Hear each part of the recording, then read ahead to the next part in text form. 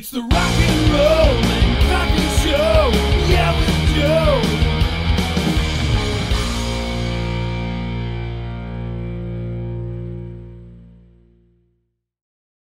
Yo. Nolan. Hey, it's Joe. Hey, Joe. How are you, my friend? I'm good. How are you? I'm just screaming at Adobe Photoshop. Well, it's making you angry? Oh, it could be worse, man. So much worse. It's all good. I'm just learning how to use Adobe Illustrator so I can make I've just been, I got some friends helping me right now do some artwork, but Okay. anyways, how are you, dude? I'm good, man. Thanks for joining us. I've got my co-host here, Nick, is on the line with us. What's up, Nick? How you doing, Nolan? Welcome. Dude, I'm good, man. How are you, brother? I'm doing good. Doing good. So, what are you making in Illustrator? Well, I'm just tired of waiting on someone to finish my website. They say if you want something done right, do it yourself. So, but I don't know, man. I like to have a team of people, and I have an awesome friend. His name's BJ Williams, and he is amazing graphic designer, and he's done all my artwork for, all the way back to like the year 2003 or so, I think. But man, he's just so busy, and I've been more busy than a bee on Adderall, man. It's like I bet you have. It's just been, but it's all good because I find this like therapeutic. And so basically, I was like, dude, is there something that we can do with my name that's like kind of like Shine Down did, where it's an S and a D together? Right. I love that. I love when it's so brilliant when people do that, when they take, the S and D and make it into like one letter that also, it's just so cool. It's like S and D, how did that work out? So he came up with this cool thing where it's like the N continues and you never take, if you were to write two N's and never take your pen off the paper. Right. But they like meld in the middle. It's kind of cool, man. It looks like a Roman numeral. It looks like a, say it'd be on like a king's car or something. Okay. It makes it official, man. I'm like, oh my God, I look like I'm a real singer. Cool. All right, follow me here, okay? Follow me on this one. What if you got two round circles and put faces on them with arms and legs, made one blue and one yellow, and called them N and N? That's awesome. I love that. Good idea, huh? Been quiet for this. Stephanie. So sorry, dude. Hey, that's okay. Nick's dog interrupted us. The dog hasn't barked in like 18 days. And I get on a podcast and he's like, Cujo. Same thing just happened here. As soon as we got on, my dog started barking. So what were you saying about the stick figures again? I wasn't even able to enjoy that. I want to hear it. Oh man, I was kidding. You call them. You could call them N and N. Huh? You could call them N and N. N and N.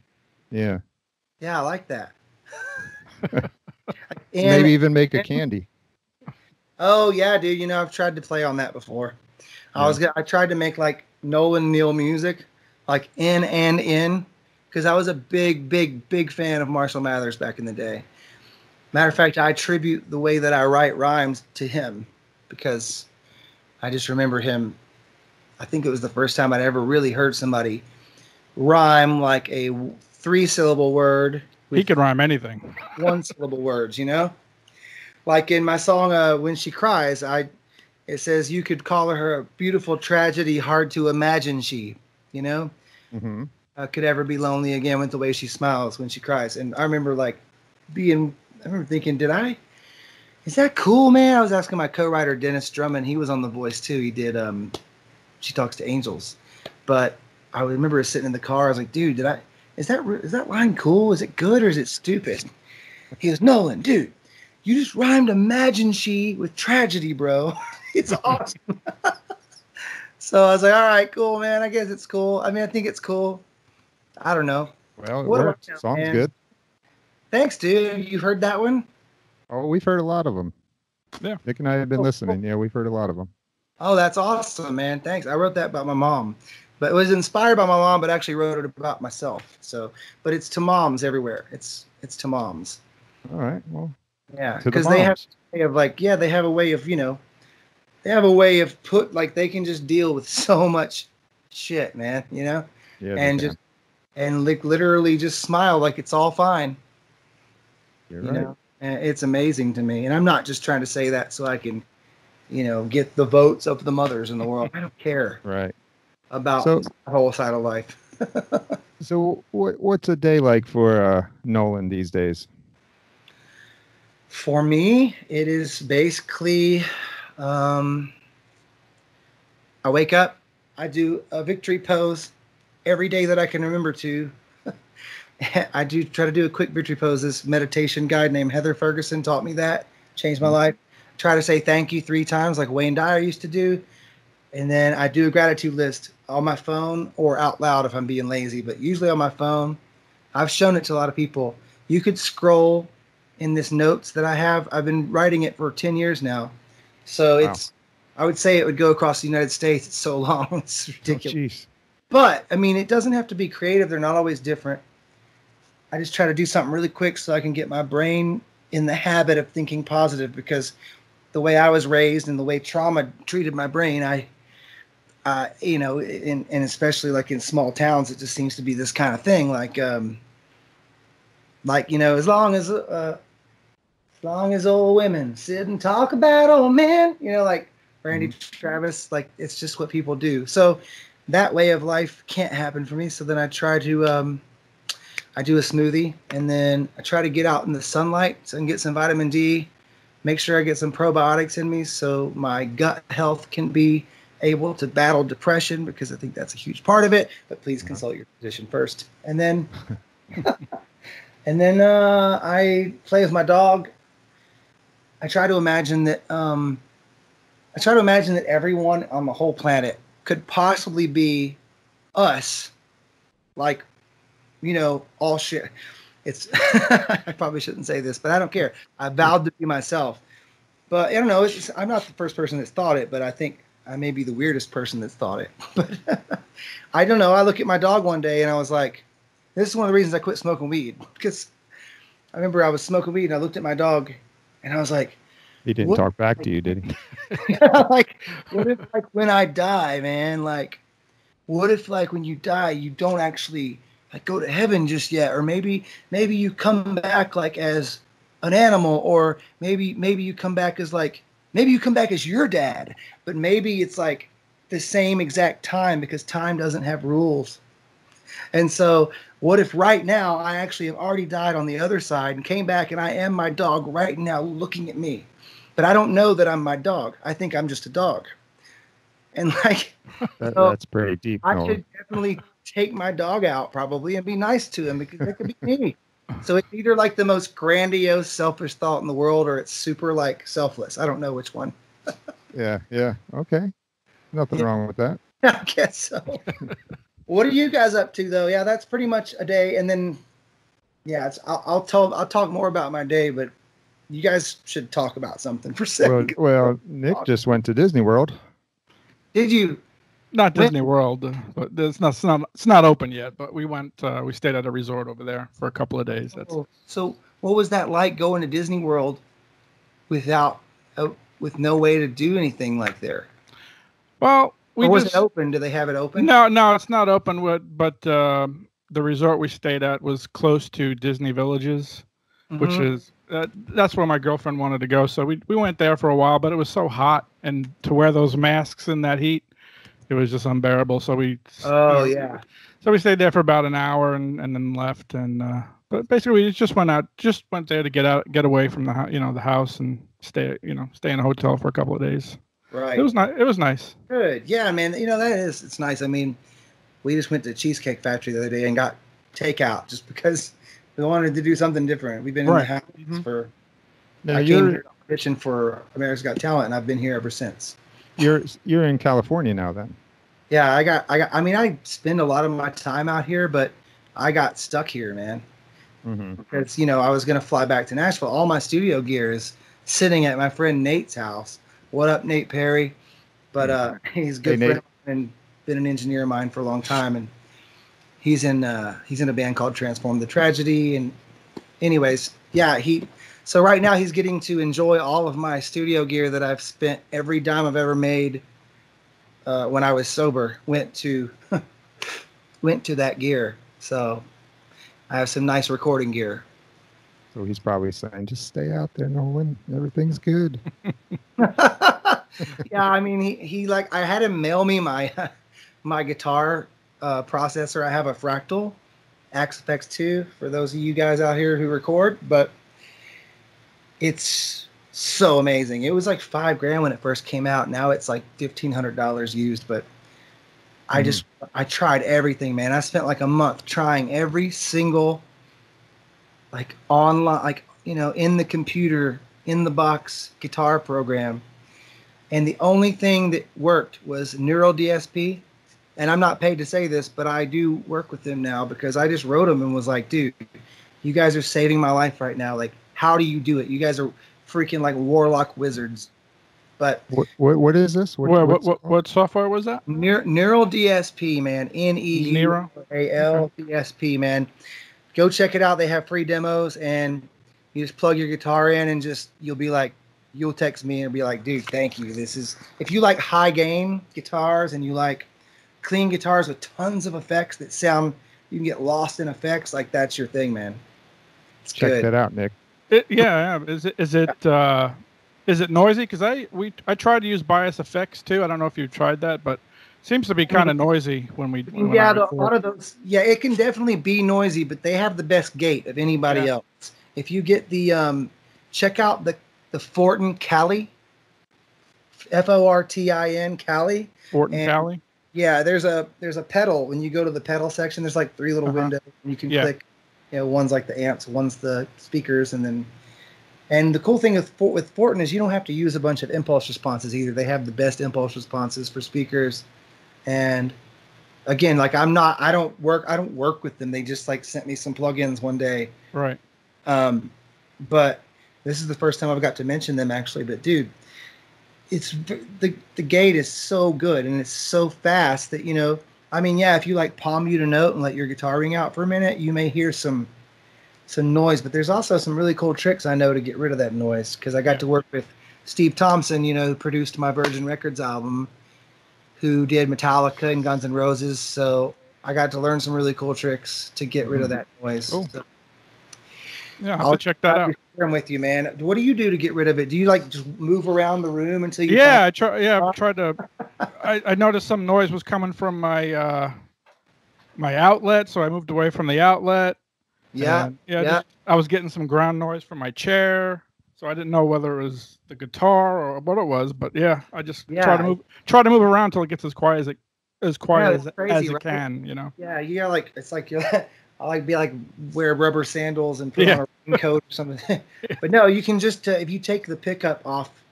I don't know if you know this, but you can take the pickup, not the pickup. Take the pickups out, and you can take the pick guard off. What kind of guitar do you have? I have a Telecaster. Nice. Okay, so you could take that all off and then line the inside of it with aluminum foil, like really good. It's supposed to help, and then also insulate it a little bit. Yeah, and, well, dude, Telecaster's the worst of all of them. Because, Tell me about it. That's my next dream guitar. I tell my girlfriend all the time, Telecaster's coming next, because I miss it, dude. I love it. I have one in the studio. There's just a sound. You do like 2 really heavy guitars, and then you do a Fender Strat on the left and a Fender Tele on the right. And good stuff. But those single coil pickups are bad, dude. They're noisy. Oh yeah, they're real noisy. How many guitars do you have, Nolan? Me, I have 12 or 13, I think. But nice. A lot of them are kind of beat up and like were given to me. That's the only reason I get to sound cool and say 12 or 13. Right. I actually have, when I came here, I had one acoustic with me for the audition. And, you know, I produce for a living. That's what I do in the past, is I produce other artists. And I didn't know that. I had a lot of clients. I have one guy in Hawaii named Alder Trolio. I've done 20 songs for him, and I've never met him. And they pay me well because I play every single instrument on it.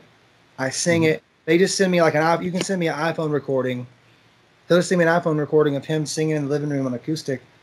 and then I'll take my time and I'll make a whole production out of it. I'll write like a cool Seven Dust riff for the intro or something, and some Stone Temple Pilots bass lines, and I program the drums, or I'll play real drums on them if I'm in my studio, and then sing the living hell out of it, and then mix it and make it sound huge. I'll even master it and send it back. And so when I got here, I had nothing but my guitar, guys. So it was like, crap, what am I going to do? An acoustic album for this guy? Right. So luckily I had some really good friends who loaned me right now that they loaned me a Squier bass, and actually bought a Gibson Les Paul that has the have you ever played one of those guitars, the automatic tuners? It's so cool, man. You just hit a button and it tunes your whole guitar for you. Yeah, I've seen that, but yeah, I've never used one. At first, it's annoying because it's like you don't know how to use it, and it's like I just want to tune it regular.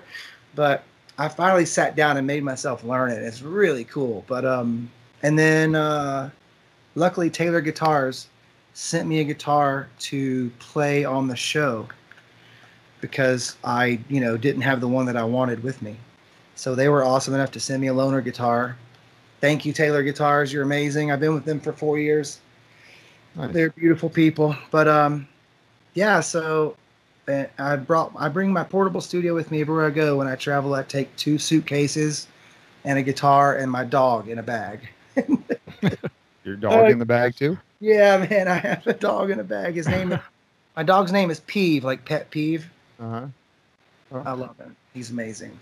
I'm gonna get a cat named Stevens, and then I'm done with the puns. Or maybe like you could get a cat named Sup, or like a list, or a comb. This is my cat a comb. This is my cat a list. This is my cat Sup. Okay, I'm done. Got it all planned out. Dude, I run 1,000,000 miles a minute usually. Yeah. So let me ask you this: you were born in Tennessee, is that correct? I was born in Nashville. And both your parents play instruments, right? Or yep. Play music? Mm-hmm. Father was a drummer? Yeah, he was. Mm-hmm. He played a little acoustic too, but yeah, my grandfather played acoustic, my grandmother played piano on my dad's side, and my mom was a singer. Nice. And songwriter. And musical family. Yeah, and then my mom remarried to a guy who played music too, so you grew up with music your whole life. Yeah, totally. And I swore I was never going to do that shit. Really? When did you start playing? I started singing when I was like, my mom said I was like 6 or 8 in church, but in my memory, I remember like not wanting to sing, but I got up on stage with her band when I was like 10 or so, and I sang Don't Be Cruel by Elvis, and then I got bullied a lot in school, so luckily the group of guys in school who were like the cool guys, it was Jado, Poshon, and a couple other of my friends. Well, they became my friends, but they were sitting in the lunchroom like kind of making fun of me one day. They were like 8th grade, I was in 6th grade. Like, I heard you could sing, boy. I'm like, yeah, man, I can sing. I really thought that I could, but I wasn't sure if I could. Because no one had, my stepsister would just always yell at me and be like, shut up, you suck. But he said, do you know Shy If I Ever Fall in Love? And dude, I was like recording Casey Kasem on cassette tape, and I knew like every Boys to Men. I mean, this is a rock show, sorry, but like, no, it's all right. No, we're music and movies and whatever we want to talk about. Good. But yeah, I knew all the words and I knew all the background parts, and I remember when it came to that part, like, da da doo da doo, caught up, da doo da doo, like, I nailed it, and they all started jumping up and down laughing, and we became like best friends and started singing in the locker room like a cliche movie getting changed. We would like, I'd be able to buy like 10 Cokes if I wanted at the end of gym. But that was it. And then I remember a girl kissed me on the cheek because she said I sounded like Scott Weiland, because this girl named Nikki moved to school who had a Rage Against the Machine shirt, and she had a Nirvana backpack, and none of us had ever seen anything like that. Now I'm in East Tennessee at this point. Uh-huh. I spent most of my time growing up in East Tennessee, like Jefferson City, Knoxville. But yeah, so I was in love with this girl, and I wanted to like impress her. So I went to Walmart with my allowance, and I like just grabbed CDs that looked like what was on her backpack. I didn't even know what the music was. And I got Nirvana, In Utero, and I got Stone Temple Pilots Core, and Green Day Dookie, and Rage Against the Machine, and dude, it changed my life forever. And I picked up the guitar that day, and I learned "Come As You Are." I also got Nevermind, the album Nevermind too. Uh-huh. Just anything that looked edgy, I just got it. Right. And I remember I wanted to impress her, and I played that song. I played "Creep" by Stone Temple Pilots for her. Because it was a couple months before I could convince her to be in a room where I could play for her. It was like, give me time to practice. And I remember I played it, and she just leaned up and kissed me right on the cheek. She said, "You sound just like him." And I'll never forget the freaking Big Empty was playing on the TV commercial for the movie The Crow when we were sitting in her room. So that's when it was, whatever that was. Mm-hmm. Like maybe 93, 94. Yeah, around there, yeah. God, I remember hearing that, and I was like, I hope that's Stone Temple Pilots. So, did you start as a solo artist, or did you jump into a band? Always bands, man. When it started off as bands, and yeah, man. We won a battle of the bands when I was 16, and that was like that, and the girl kissing me, and then not getting beat up in school. I was like, this is what I have to do to survive Earth. Like this is the only way I'm going to survive existing without anyone really clearly telling me why I exist, you know? Yeah. We're all just kind of thrown down here, you know? Sorry. And then I was talking to Nick before we logged on with you about, you know, how I came to know about you. And how that happened was America's Got Talent was on the TV in the background. I wasn't really watching it. It was just on. And then I heard you start telling your story, and that caught my attention. So then I listened, and then you performed, and I thought, man, this guy can sing. So I had to reach out and find you to get you on the show. That's really cool, man. Thank you. Yeah, I mean, it means a lot to me, dude, for real. Well, I mean, it sounds like you've overcome a lot of stuff. I have, man. You know, I have. I used to say, like, no, but no, I believe I have. I mean, there's always somebody who has it worse, but there's always somebody who has it better, too. So it's all perspective, right? Mm-hmm. But, yeah, man. I learned that. I remember, like, Brent Smith from Shine Down.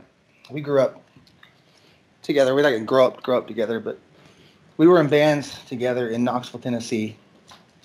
Whenever Knoxville, Tennessee was getting, like, you know, Brent got signed there, and then they signed 10 years there. There was like a little music scene going on there. What part of town are you guys in? Well, I'm in South Carolina, in Myrtle Beach area, and Nick's down in Florida. Yeah, I'm in Florida. What part of Florida, Nick? Port Charlotte. Right on, man. Southwest, about 100 miles south of Tampa. Oh, cool, man. Yeah, I spent a lot of time in Jacksonville, Florida. That's my second home away from home. I love Jacksonville. Yeah. Home of Skinner. But yeah, man. I remember Brent. He had this tattoo, man. He got signed to Atlantic, you know, before any of us got any success. And we all knew it because he was just a beast of a singer. And I looked up to him. I always tried to get him to tell me how to sing high. He finally did. So I owe a lot of this to him, being able to sing high like that. Yeah, but you do it well. Thank you, man. Thank you. It's actually, you know, it's easier than it's way easier than people think it is once you learn it and you practice it. Then it's like easier to do that than it's that falsetto stuff that a lot of those pop singers do. Yeah. Mm-hmm. Man, sometimes people will send me a demo because they think I'm like this great singer or whatever, and they'll send it to me with all this falsetto. You're pretty damn good, Nolan. Oh, thank you, man. I appreciate it. I think that I believe in myself today. I believe that I can be great. And I just, you know, as long as I'm sober, and I keep helping others in front of my selfish desires to just watch Netflix for a month straight and not answer the phone, or as long as I do that. And I remember that going back to what Brent, he had this tattoo that said, "Your pain is a gift," or it says pain is a gift, one or the other, or your pain is a gift. And I actually just wrote a song. I started writing a year ago, just finished it a couple months ago.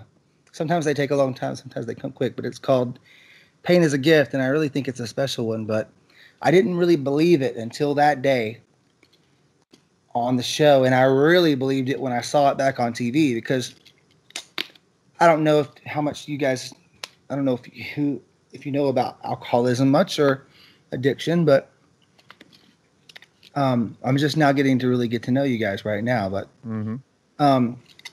it's like a thinking problem more than it is a drinking problem. And so, in my mind, I'm like, oh, something's going to, even though I'm sober, that thing's still there, that voice in my head. And it's like, oh, they're not going to air it. Something's going to happen. It's not going to get broadcasted, or like they're going to cancel Earth because of this virus or something. All those things were playing in my head. And so even the day that it was supposed to air, I was just like sitting there waiting for something to go wrong. But luckily, I have this whole toolbox full. Hey, I'm on the podcast. I'm on this whole toolbox. I got this whole toolbox full of these amazing things I've learned from really wise people in order to help you push through the negativity.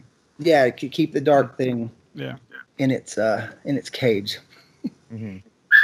How long have you been sober now? It'll be the 15th of this month.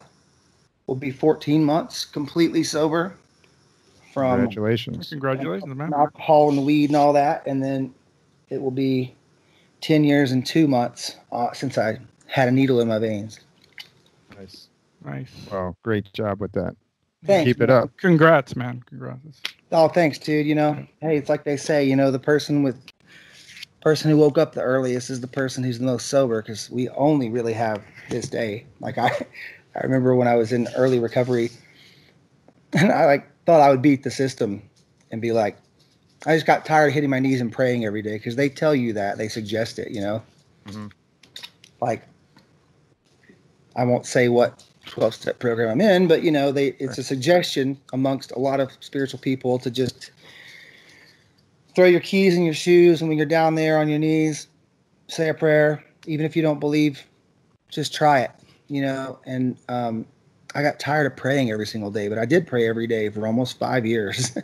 And even though I had some problems with Mr. Mystery or Miss Mystery, whoever it is up there, pretty angry with it. I was like, what, I'm gonna what if I just pray, hey, hello God, make this prayer that I'm praying now, can you make it take effect from now until I'm dead, so I don't have to pray anymore? And I stopped praying for a couple weeks, thinking I got it, I beat the system. But man, I had that's when my faith really started to grow, is when I saw the absence of that practice. And that's when I kind of I started meditating really deeply, and I got the answer. And it was like, it doesn't work. The answer that I got, I don't hear voices. Like some people say they hear God talk. I would love that if that happened to me. I don't hear a voice. I think I just get knowledge, and I'm like, where'd that knowledge come from? But I just had this knowledge come into me like, it doesn't work that way, bro, because tomorrow's not real and yesterday doesn't exist. Every single day you're born again, and you have the chance to start your life all over again every single day. And to me, I think that rings true with me. And you know what I mean? Like, I can't go back and change anything from yesterday. Anything. I'm sitting here worrying about, I'm going to die one day, or what if I can't pay this bill? Like every millisecond I'm worrying about something. I'm wasting a precious, precious gift of the present. Right. I know I sound like a freaking barrel full of fortune cookies, but I'm like, you're good, man. I'm proud of you. Good job with this. Thanks, man. I'm trying, dude. I'm not perfect. I still got my things. I love to eat like 3 or 4 ice cream cones a day, and I don't like to really move a lot. I'll probably eat a whole bag of cookies when we're done the show. So hopefully you're going to edit some of this out. No, we're unedited. Oh, cool. I feel like I've been talking the whole time. That's okay. Nothing wrong with that. I've been pulling all night. That's what we like. Okay, good. I felt bad. I felt like I keep talking over you. Oh, guys. no. No. You talk as much as you want. Oh, don't But tell me. so I do want to get into though these. I guess America's Got Talent, The Voice. They're not game shows. They're not reality shows. What do they call them? I would say they're singing competitions, or no, they're talent. Well, America's Got Talent's talent competition, and I believe The Yeah. Voice would be, a singing That's competition. singing. Yeah. Yeah. So what led you to want to try out for The Voice? Because that was now The Voice you were on twice, correct? Yeah. So why did you say, you know what, I'm going to go try out for The Voice?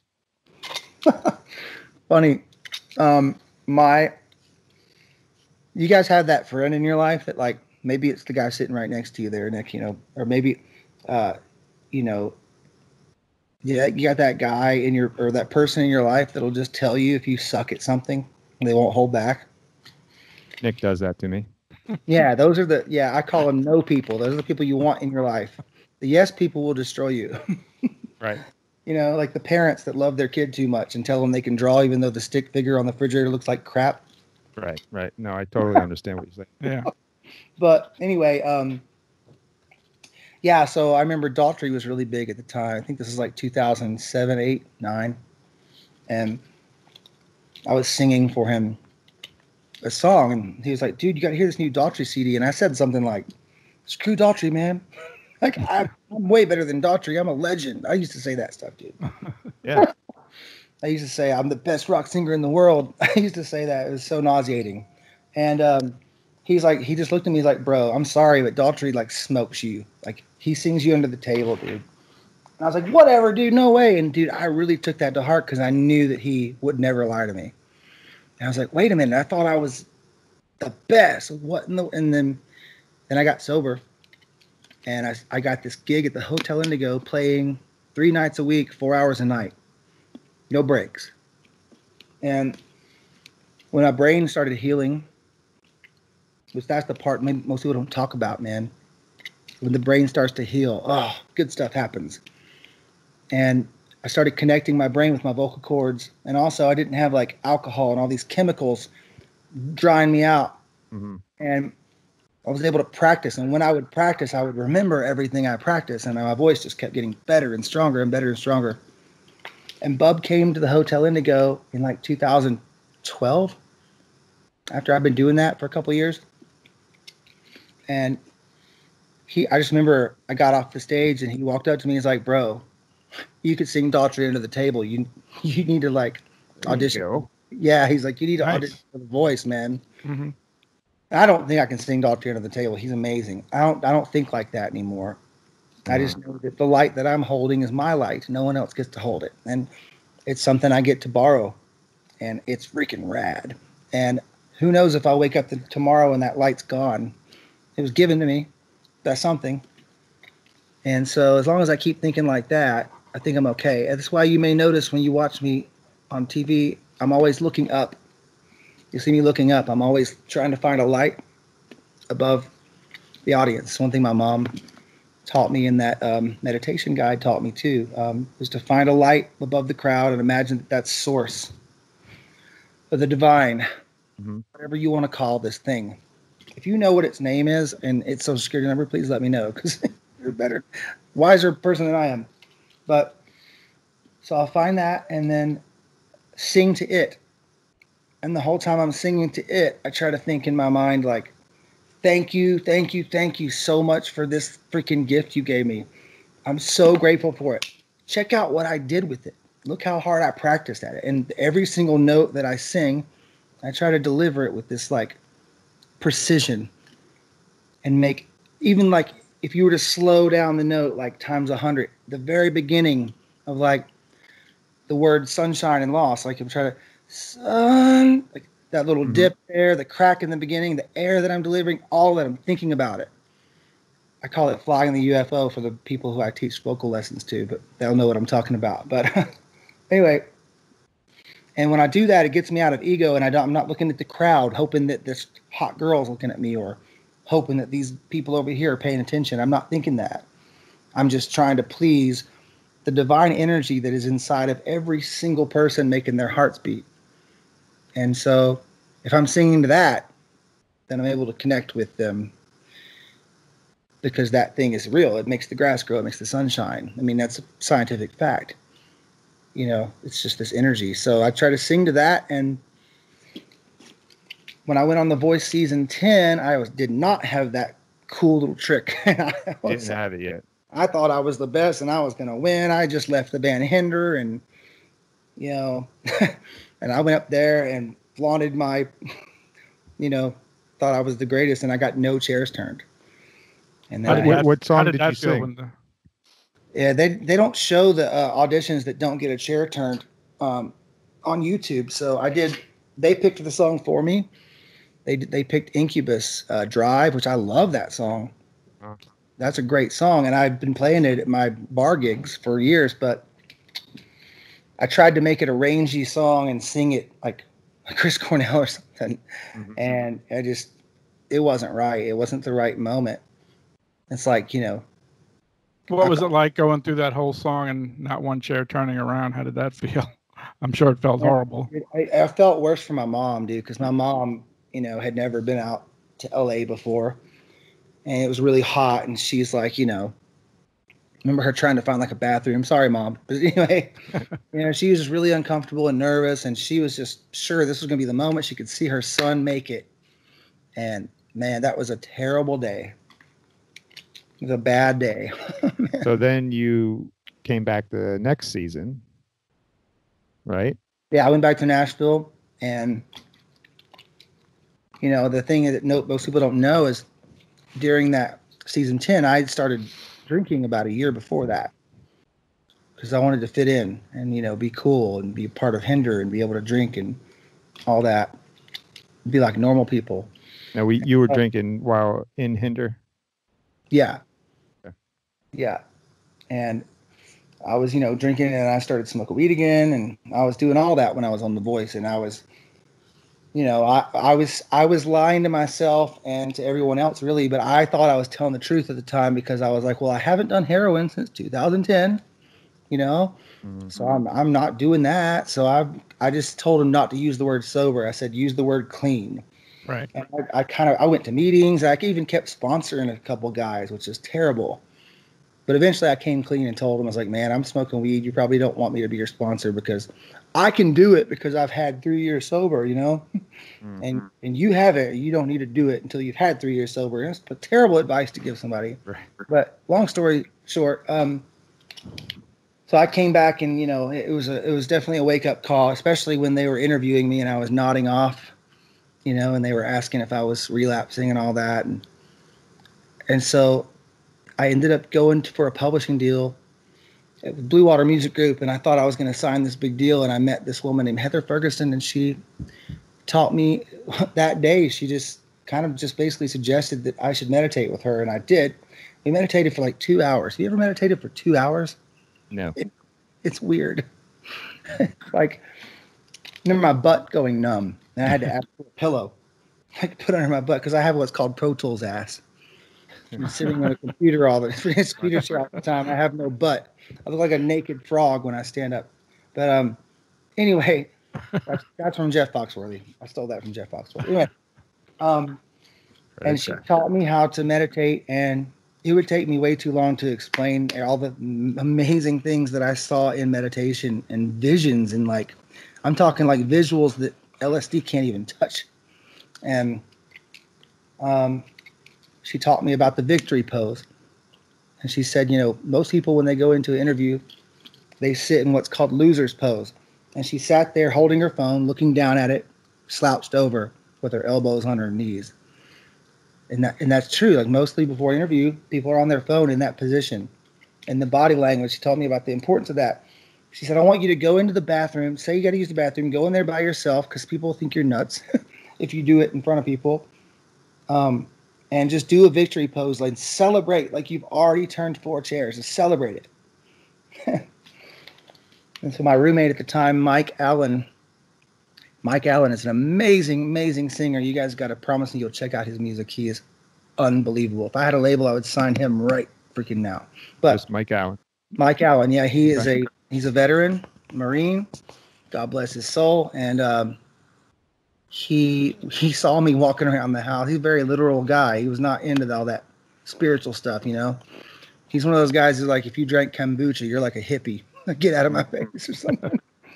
But I'm walking around the house doing a victory pose. I'm meditating. I'm saying affirmations. I've got Post-it notes stuck all over the freaking house of just positive affirmations and all this. And he's like, dude, what are you doing? And then I remember, sorry, guys. That's all right. How do I turn this thing? I'm going to unplug it. What I'm going to do. You can answer it if you need to. No, it should have already been unplugged. Anyway, so I remember, yeah, like he was like, what are you doing? Anyway, so he actually started meditating with me there near the end, and he started to have his own revelations, and he still does it now. But fast forward, I go to The Voice the next time, and I had quit smoking cigarettes. I had quit all that junk. And I was, you know, just meditating and staying centered and grounded. And Adam Levine said, when you come back, you know, I want you to come back, but you need to do the song that you want to do. Don't do what the producers want you to do. And so I knew that I wanted to do either Tiny Dancer or Love Is Your Name by Steven Tyler. And of course, you know, I did that. I walked around the hotel doing my victory pose. I just didn't care what people thought at that point. That's a great thing about getting older, man. 35. I understand. I'm pretty old. You know what I mean? I love that, dude. It's like, and so, yeah, I did the victory pose. And then the day before I auditioned, I took my friends who I'd made on the show. I was like, dude, let's go out and have a steak dinner. And we went out, and he said, what's the steak dinner for? I said, I'm celebrating turning 4 chairs. And they were like, what? I was like, dude, come on, hold your glasses up. Let's cheers. And I saw it in my mind. But see, I was silent and I listened. And so I was able to line up with my destiny. That's what I truly believe. And I hope I don't sound like I'm preaching, but then again, I don't care. This is just true. And so I went out there, and if you watch it, you can see me look up and connect with the divine source or whatever it's called. Asha Shwoo, Labba BB, whatever you want to call it. And surely enough, 4 chairs. And then, you know, it was amazing. We did our thing. And then, of course, we left, and Mom was really happy. She said, I feel like I'm floating. It's awesome. It was awesome. And then the craziest, coolest part of all of this is, now I didn't know how they were going to edit the video. I'm not, you know, you don't have any clue how they're going to edit you. You don't get to be in there and watch them. And when I got the 4 chairs turn, you know, I did the victory pose, but I wasn't thinking about it. It was like a real one, like, woo, yeah, you know, it's a natural, it's a reflex. And so, you know, time goes by, it's like 3 months or so, and then they air it. And I was at this, I was back in Nashville, and I'm hanging out with Mike, you know, Mike Allen. Now, this is a freaking juggernaut of a guy, right? Tattoos, bald, like badass Marine. And he's sitting outside, and he looks at me, and his eyes are teared up, and he goes, man, because, okay, when you watch the episode at the end of it, it shows them, they make me do the victory pose in super slow motion, right? Creepy.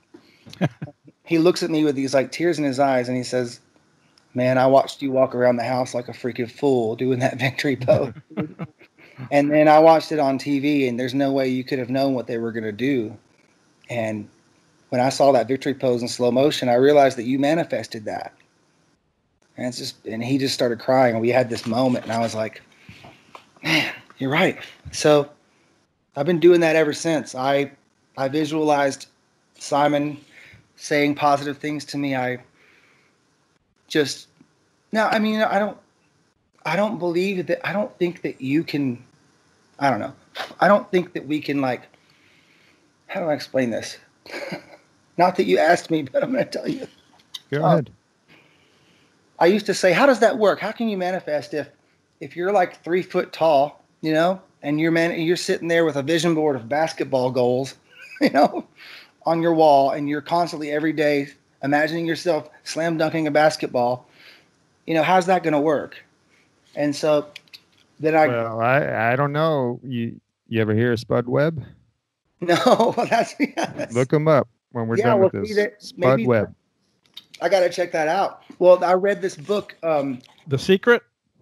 No, I saw the movie, but it's a book by Wayne Dyer. It says Manifest Your Destiny. And I didn't read the whole thing. I actually had never read a whole book until recently in my life. I have an 8th grade education, but he basically says it so much more eloquently than I can. But the way he says it is that in order to manifest something that is your destiny, you have to do these like 4 steps first, and you have to be silent, become humble, you got to be clear and sober and all these things. And then I think what happens is you start to pick up on your destiny, and you start to align with actually what you are meant to do. And then you start to visualize it because you're kind of seeing maybe your future a little bit. I don't think that that's what I think it is, man. I don't know. I think it's like you start to desire the things that you were born to do whenever you get lined up with the positive vibes and good. I don't know. I don't know all the answers, man. I just. Yeah. Now, when they have 4 chairs turned around, did you know you were going to pick Adam, or did you not have an idea yet who you were going to pick? I said I was going to pick Adam because he was the one that said come back, and he said do the song you want, and we're all going to do the song you want, and then pick me and we'll win the show. That's what he said. So yeah. And my son was like, you have to pick Adam. So, but then, man, when Alicia Keys started saying all the stuff she was saying, she almost got you. Dude, I was like, oh man, maybe Alicia. But then again, Blake, he has won more shows than anyone else. And that's when Adam ripped his jacket off. And they edited that part out where he was like, dude, if you pick me, no matter what, you're going to go to lives. I promise. Even if you mess up, I'm going to put you through the lives. So I was like, okay, I pick Adam. That's. And then how far did you go on that show? Right before lives, I got knocked out by Brendan Fletcher, amazing singer. And that's because I lost my way again. I started sneaking some Xanax here and there, and I started drinking again. I started smoking weed again. And what I didn't know back then, man, was that I was self-sabotaging because I believed what my dad told me on the phone. I believed that I didn't deserve. I think I was trying to make sure he was right in some weird, sick way. Mm-hmm. And so I figured it out. After every time something good would happen, I would just blow it. No matter, it was just crazy when I look back on it and go, I can't believe I did that. Well, you had a few record deals too, and did you did that self-destruct also, or what happened to those? Oh yeah, Virgin Records happened 7 days after my dad's suicide. So, I was in New York playing for EMI, and I didn't even grieve or anything. And yeah, man, I went to New York to record an album with the guy who did Metallica and Guns N' Roses and Korn, and I couldn't even sing, dude, because I was so wasted. I was having pills mailed to me. I just, luckily I'm lucky that I didn't ever go back to the real hard junk, but in my mind I knew that was a relapse, you know what I mean? So but yeah, and I was a mess, and I was like, I didn't realize it back then, but alcohol and a couple pills or something, it can make you really hard to work with. Really, really weird and crazy. And yeah, sure. Yeah. So yeah, it was just, and I know that he was reporting back to the label, and Jason Flom, who was the president of Virgin. Jason. Yeah. You know, Jason?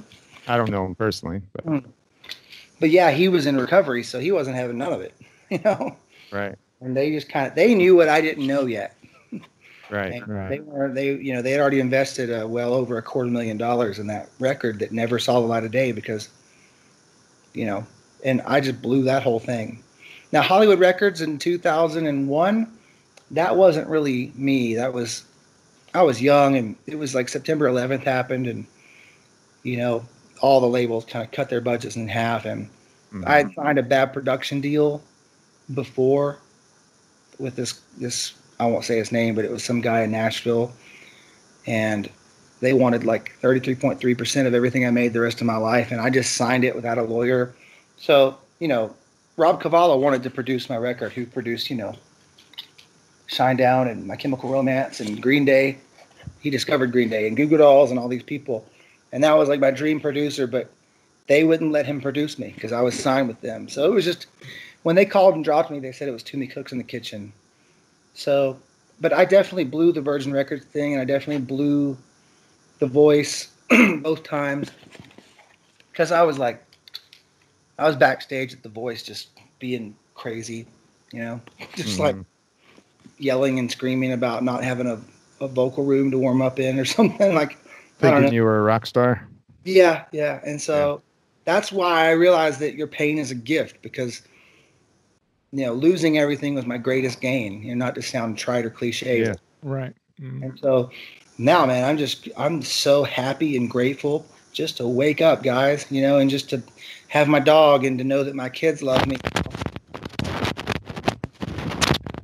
Super stoked that that's there. So I am happy without all this going on, So well, now, I mean, things are definitely looking up for you now. Yeah, this is just like what I say is like, this is icing on the cake that already has icing on it. It's just really cool. It's cool that, and man, I'm doing it for real reasons this time. I'm doing it for the right reasons, I believe. It's like when Howie asked me, what do you want from this? And I was just really honest. I was like, we didn't air this part, but I said, I just don't want to mess up this song. Yeah. If I can hit that note and just do this song good and connect with people, that'll be the win for me, And so in my mind, I won already because I got to sing my own original song and people connected with it. We've gotten almost 30 messages. Hold on, y'all. You got, do you hear that? Yeah. Yeah, something's breaking up there. Sounds like it's windy there.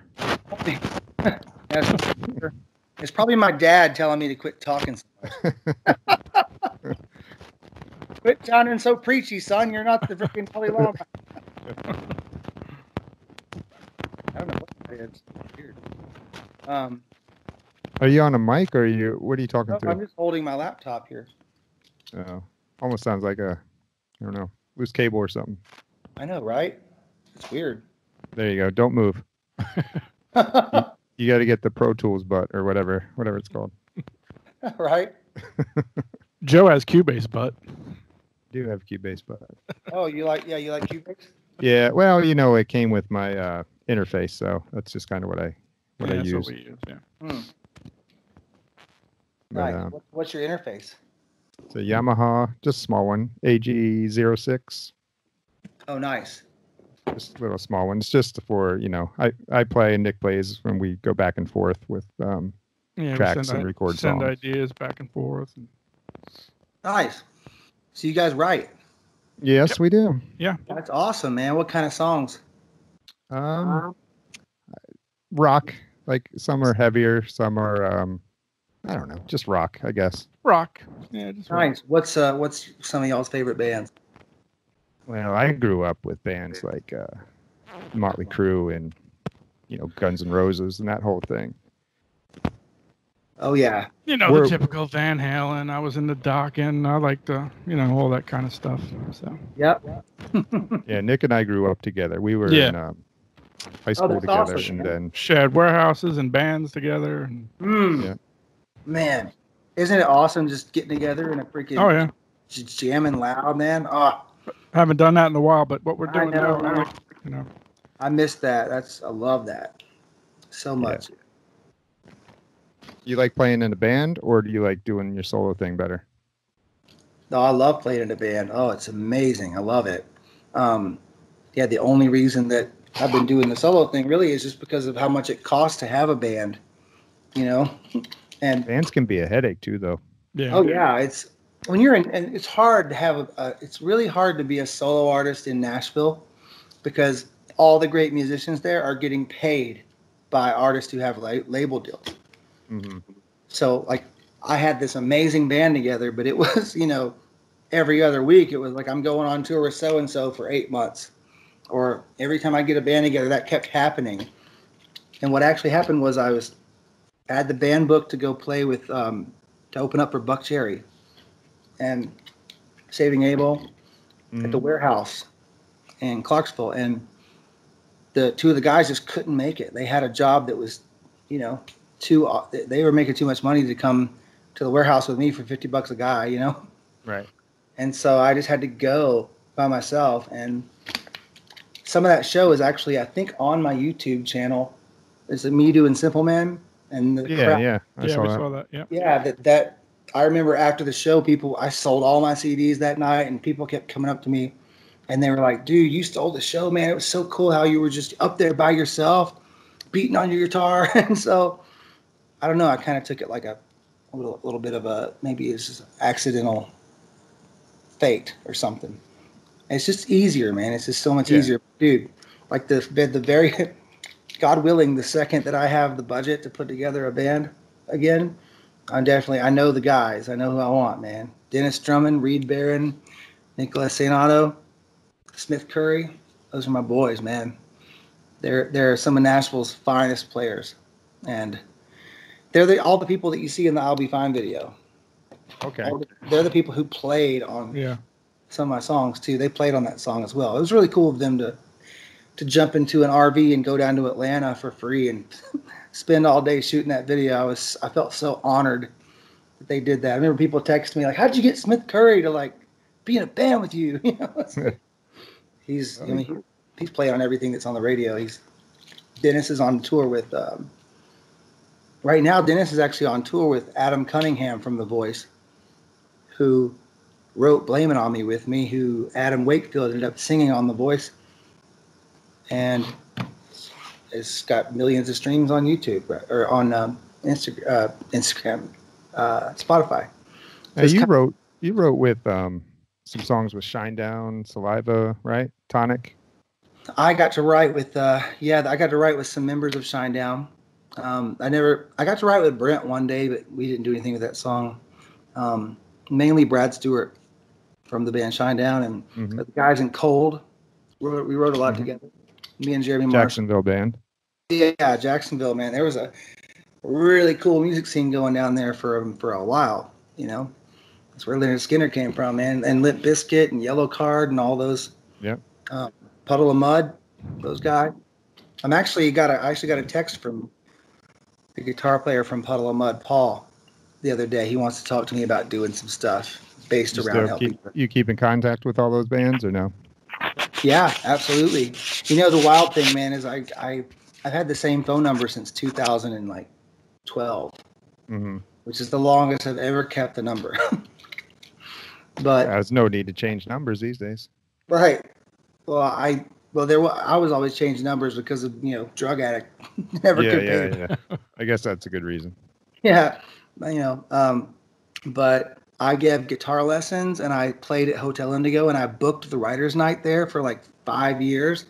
So everybody in that town has my number. Like everybody. I think I have like 3,500 contacts on my phone. And so whenever I was on TV, I got 375 text messages. And I still have like 75 unread that I haven't got to yet. There goes that noise. It's not here. I didn't move. Nick, what are you doing? I'm not doing anything. I haven't moved a muscle, man. It sounds like it's coming out of my speakers. Oh, who knows? Who knows what's going on with technology? Yeah. So said probably the internet. It said Skype was trying to quit too. So yeah, Skype can be touchy sometimes. But yeah, so it was really cool to have all that support coming from Nashville and from Jacksonville. And I just got the coolest phone call ever the other day. If I'm going to name drop like a falling phone book, I'm going to go ahead and do it. But the one when I called you? Yes, that's it. Yeah. But yeah, Dave Kushner from Velvet Revolver called me the other day. That was awesome. Oh, yeah, okay. Yeah, and he was in Guns N' Roses too, you know. Yeah. And it was so cool, man. He said that his daughter saw me on TV and he's like, "I know him, you know, he's my friend." And he went and watched it. So you already knew him? Yeah, I had known him kind of, you know, through a friend of mine. I went out to lunch with him one day and talked to him. And he's just somebody that I really look up to. Yeah. And he's a really good dude, solid dude. And yeah, it was just really cool to, because I text him like once or twice a year, hoping that we could get together and jam or something, Yeah. But he's busy. He wrote this theme song for Sons of Anarchy, and he's doing all the music for Efforts for Family. He does a lot of composing, doesn't he? Yeah, he's good, man. He's a really talented dude. Really talented. But yeah, so it was awesome. We FaceTimed for like an hour. It was amazing. Mm-hmm. Didn't you book him, Joe? No, Nick. Huh. We usually don't talk about upcoming guests. Okay. But yeah, Dave is going to be a guest on our show. Really? Yeah. That's I think in amazing. August sometime. That's so cool, man. Yeah. We're going to edit this part out. Thanks, Nick. Okay, you got to promise you edit some of me sounding crazy out, because I may be sober, but dude, whenever I don't sleep, sometimes I get really manic and talk too much. That's why I kept on rescheduling this podcast, because, we have to do everything from home right now. Yeah. I can't talk about what's happening. Right. Or if we weren't sure what we could ask you, so Yeah. that's why I didn't really get into it too much. I figured you'd say what you can say. Well, I don't even know, honestly. I just know that, they ask it. I think The Voice did the same thing in American Idol. I think that they're just asking people to take a lot of footage at home, like home diaries and stuff like that. And, my kids, anything that I can, like, checking in on the video. And I've never done video before, so I don't know what I'm doing. So, Yeah. But it's been cool. I've been learning a lot, man. And I've had a lot of time to reflect and to write and really, I don't know. I think it's kind of it's crazy what's going on in the world, man. It's really sad and really crazy and also inspiring at the same time. How is this whole COVID thing affecting the show? I mean, we can't, we're not able to go be around anybody. So in Los Angeles, it's locked down, Yeah. I don't even think they can get the, I'm not sure, but I don't think they can get the paperwork to even do anything right now, Yeah. I don't even know. I just know that, I'm just going to keep watching, and I hope that you guys keep watching. And then as soon as, if I do happen to be on there, I honestly don't know if I will be. So you don't know when no, I don't. But I know that the second that I see myself on there, I'll hit you guys up if I am on there. Yeah, send me a text. I can definitely come on and, make sure I've slept so I don't talk the entire freaking time. You're cool, man. You're the talk show, I guess. It's like... Yeah, no. I went to a taping of America's Got Talent one time, and Really? I did. When I used to live out in California for a little bit. Oh, cool. Where at? In Bakersfield, about an hour north in Los Angeles. You know where Korn is from? Yes, it is. Mm-hmm. Yeah, man. West Gear, dude. Yeah. And then I remember the taping was a long time. I didn't think it went that long. We were there for like 4 hours or something. Oh, yeah. I was there 12, 13 hours the first day. The only day. And then the COVID thing struck right after. And luckily, I'm so grateful that I kind of had a feeling it was going to happen. And so I ran to Guitar Center and used a credit card and maxed it out and got everything I could get, knowing that I'm going to have to take it back. Oh, jeez. It's just the way, I was like, I have to have this gear to be able to record and make a living. So you're still doing the producing. You got all your stuff that you need to still continue to do what you were doing. Luckily, I have a friend, Lennon Lippert, and Adam Nielsen, two good friends of mine. And they, like I said, they loaned me some guitars and basses. And then I had my Apollo Twin and my Mac with me that I had to go get, like, speakers. I had to get some studio foam. I got that on Facebook Marketplace, like the acoustic panels, because luckily my girlfriend here, I come visit her often out here in Calabasas, but her daughter had just moved out. It was like perfect timing. One of her daughters. So there's an empty room. And I remember the first day I sat up in there, it's like echo chamber. Oh, like, this isn't going to work. I can't do it. You can't mix in a room like that, Yeah. Then I tried mixing on headphones. Oh my God. Oh, it's the worst. You can't hear what's in the middle. Maybe that's our problem, Nick. Oh, that's what I told you. I mix using headphones, Dude. and I don't know what I'm doing. Hey man, I'll tell you what, $60. It's called Good Hertz Can Opener. It is a life changer. I don't work with these guys.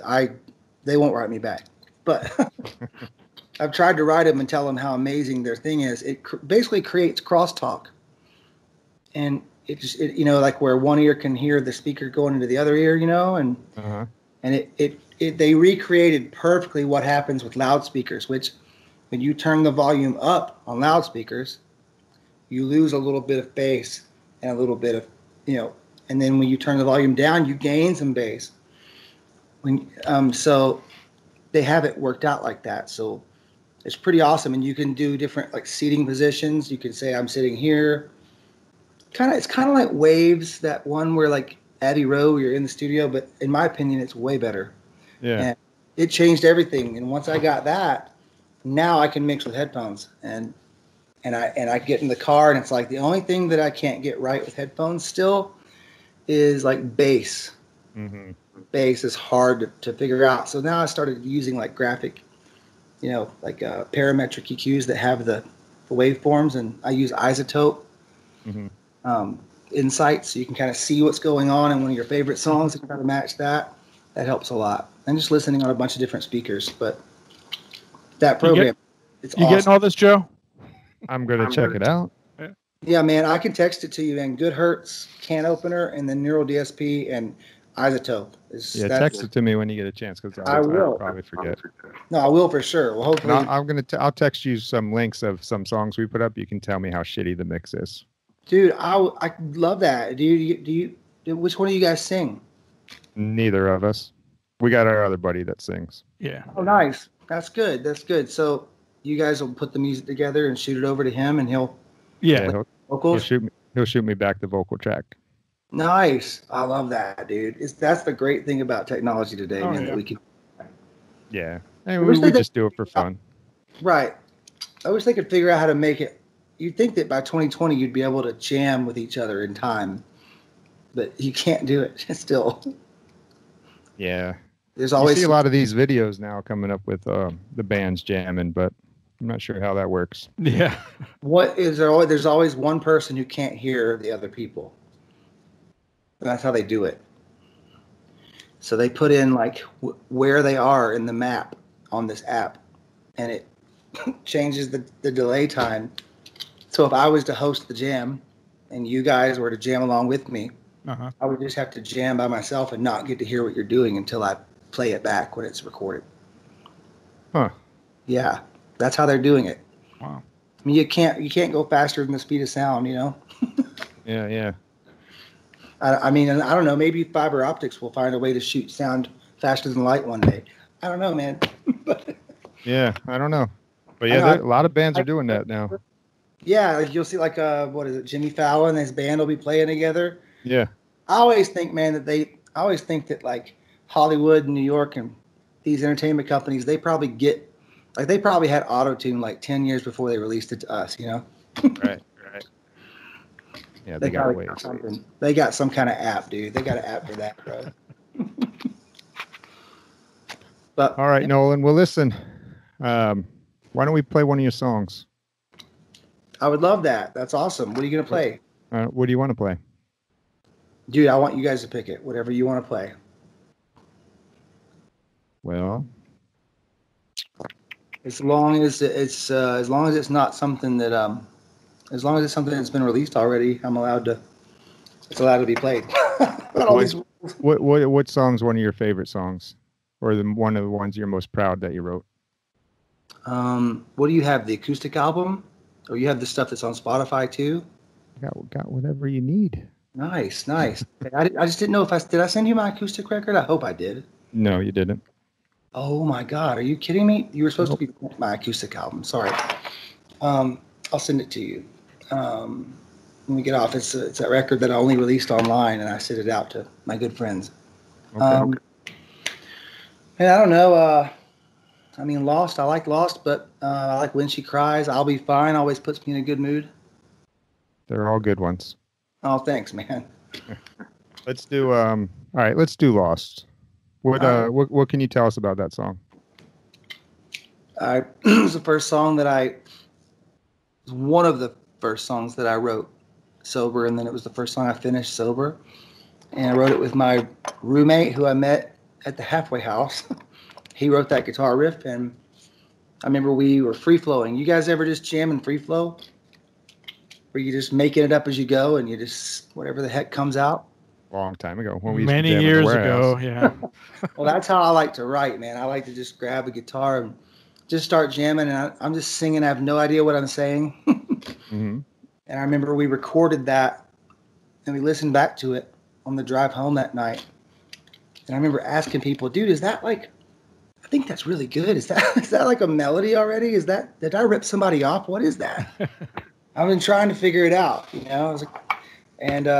I was just really loved that melody. To me, it was infectious. It was catchy, and then the lyrics were like, "I've awakened now, but I don't know how I've survived." I had no lyrics, Mm-hmm. and back then I would walk a lot, and so just walking around Nashville, racking my brain, and then one day I thought about that whole dreaming from the grave thing, like. What if I'd overdosed and died and I'm actually dead right now? And this whole life is just some kind of dream from the grave. And so, because there's no way that I'm possibly alive, you know, like I had to overdose. You could be your dog to bring it full circle. I said that on this, didn't I? Yeah, you did. Oh, no. Well, if you're going to edit out the Dave Kushner thing, you got to promise me you'll edit out my craziest moment. See, you just said Dave Kushner again, so now I got to edit that out. You know what? I'm going to leave it in there. Every time I went off the rails, I should have just said it like a safe word. But, man. But all right, well, we're going to play it, and then we'll come back and, when the song's done. Beautiful. Nolan Neal, Lost. Thank you.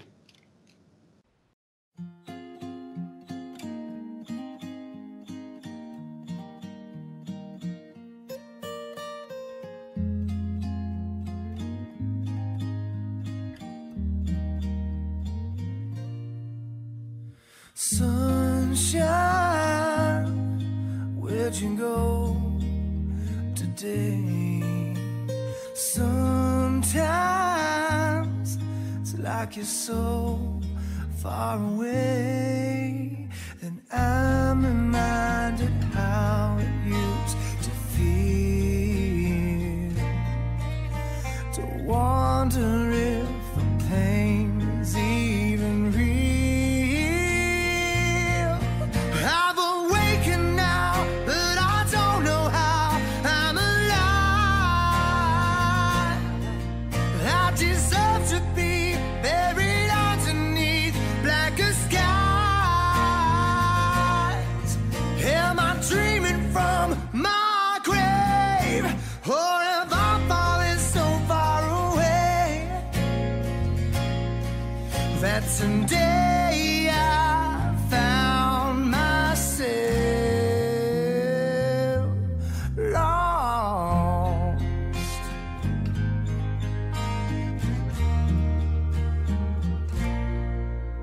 So long, yesterday is gone.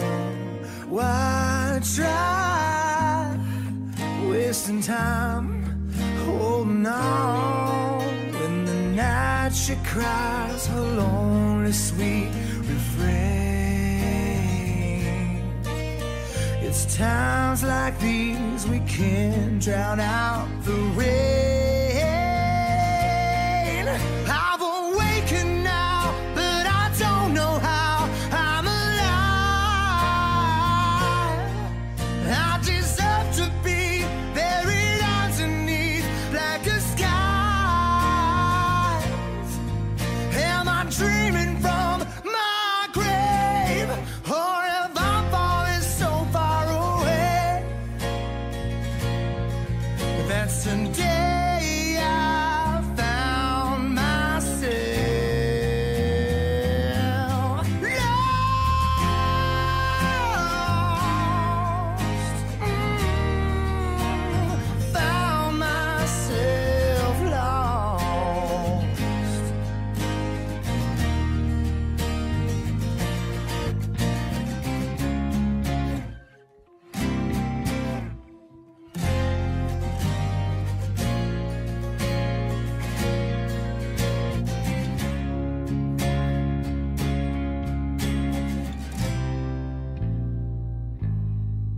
I've awakened now, but I don't know how. Oh, I've awakened now, but I don't know how. I'm alive. I deserve to be buried underneath blacker skies. Am I dreaming from my grave? Or if I'm falling so far away? That's the day I found myself. Today I found myself lost.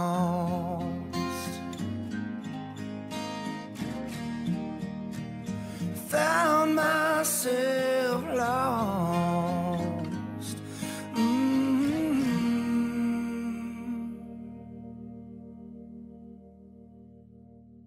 Scott Weiland was my favorite singer in the world ever.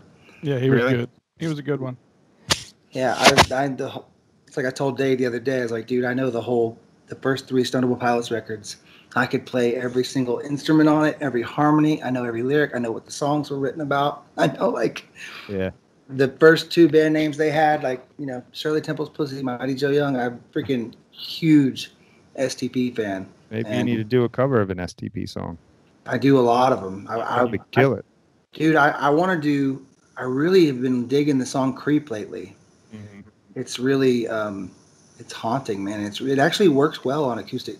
The only thing that's hard is the half the man I used to be, feel as the dawn it fades. I'm trying to get both. Right. I kind of just have to like sacrifice one of those lines and not sing them. But either that or maybe like Interstate Love Song. That could be cool. That's Yeah. my favorite song from them. Yeah. I love that song. I remember how that song used to make me feel, man. Like, and what's wild is when I saw the video, I was like, this is how it makes me feel. That kind of negative camera, he's wearing a furry coat. It's like Yeah. good branding, man. I don't know. It's good stuff. All right, you know what time it is? Time is it? It's time for the Rock and Roll and Coffee Show trivia game, where we'll quiz our contestants on music and movie trivia from the 70s, 80s, and 90s. The first contestant to answer 3 questions correctly wins.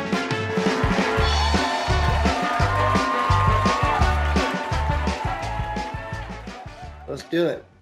All right. Here's how it works. Nolan, you're against Nick. First 1 to 3 questions wins the game, okay? What do we win? A bazooki. A bazooki. What's a bazooki? Exactly. Some Now, kind of string instrument. If you know the answer, say the answer. But if you say it and get it wrong, the other person gets the point. Got you. All right. Mm-hmm. First question. What retro boogie band did harmonica virtuoso John Piper help put together in 1988? Blues Travelers. Correct. 1 for Nolan.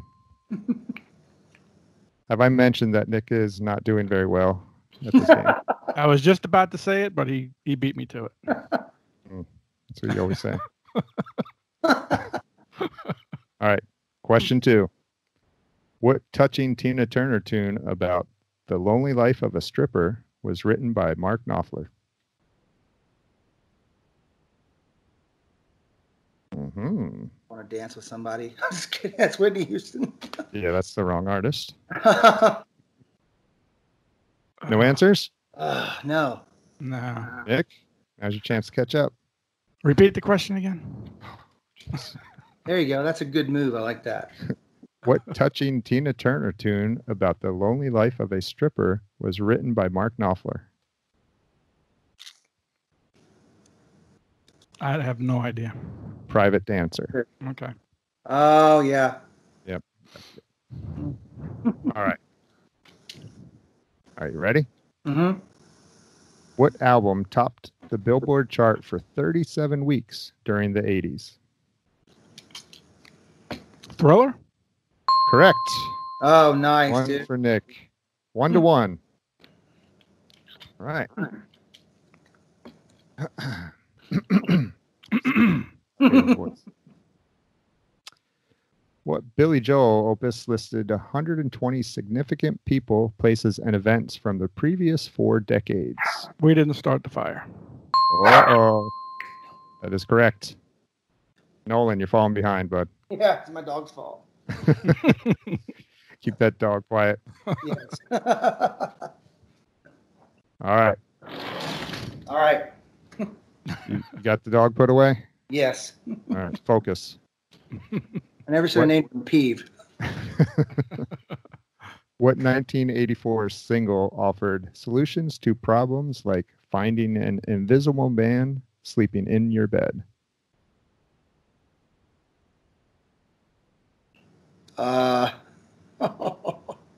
Finding an invisible man sleeping in your bed? Yep. Thought these were easy. I was 4 years old, man. I don't know. Nick, for the win? I don't know. Ghostbusters. Oh. All right. Still 2-1, Nick. I knew there was something wrong in the neighborhood, but I didn't know there was an invisible man sleeping in the bed. All right. Here we go. What series theme song boasted someday the mountain might get 'em, but the law never will? What was the question again? Where are you getting these questions from? Just pulling them out of my head. I'm a full box of trivia right here. 2 a.m. cable. What series theme song boasted someday the mountain might get 'em, but the law never will? Oh, Dukes of Hazzard. Winner. Key to the night. Man, that was a tough one. Man, I was just gonna say Dukes of Hazzard. I swear. Oh, you're using that. That's what they all say. That's what they all say. All right. Well, that was fun. See, Nolan, we do this on every episode, usually every episode. Man. So thanks for being a good job, sport. brother. Good job. I got one. Nick usually you got shut out 2 weeks ago. Yeah. I'm gonna have Whitney Houston stuck in my head for the next week. I wanna dance with somebody. See, you're gonna have that song stuck in your head with Tina Turner singing it. Yes, exactly. All right, Nolan. Well, listen. What if people want to find out more information about you? Where can they go to find that? You can go to nolannealmusic.com. I'm actually was working on the website earlier. It will hopefully be up tonight. Or you can find me on Instagram at Nolan Neal, NOLANNEAL. I love my Instagram. We check all of our messages. And I'm on Facebook too. But man, my YouTube channel, I've really been working hard on that. So please go subscribe to my YouTube channel, youtube.com/Nolan Neal. I've got a bunch of stuff that I'm going to be putting up soon. So cool. Yeah, awesome. Thank you guys so much, man. This was a lot of fun, and I would love to come back on the show. Yeah, definitely. If something cool happens. Well, you know what? You got my number in those 3,500 contacts in your phone, so just find me in there and shoot me a text, and we'll get you back on whenever you want. I'm going to send you the acoustic record right now because it hasn't been released digitally, and I'd love to know what you think about it. I'm so excited to release it. Yeah, send it over. I'll let you know my honest opinion. Right. Guys, thank you so much for your kindness and for working with me on the schedule and stuff. You guys are awesome. Yeah, no worries. We appreciate it, Nolan. Thanks. And I appreciate y'all. Sorry if I sounded so freaking preachy. No, you're good. You're good. I just really want, if there's somebody out there and they feel like they are hopeless and there's no way they're going to get out of what they're going through, I just want them so desperately to know that if they just hold out for just a minute, man, it'll get better. And that's something my dad didn't do. He gave up, and then like literally 7 days later, I had $250,000. Yeah. And anyways, it's definitely, you definitely sound very passionate about it, and that's awesome. Cool, man. Thanks. Well, Peeve says goodbye, and see you later, Peeve. For 20 hours. Oh, jeez. All right, man. Get some rest if you can, and good luck with the show. Good luck. Yeah. Thank you, guys. I look forward to talking to y'all again. Peace. Yes, sir. Thanks, Nolan. All right. Thank you. Bye. Bye. Take care.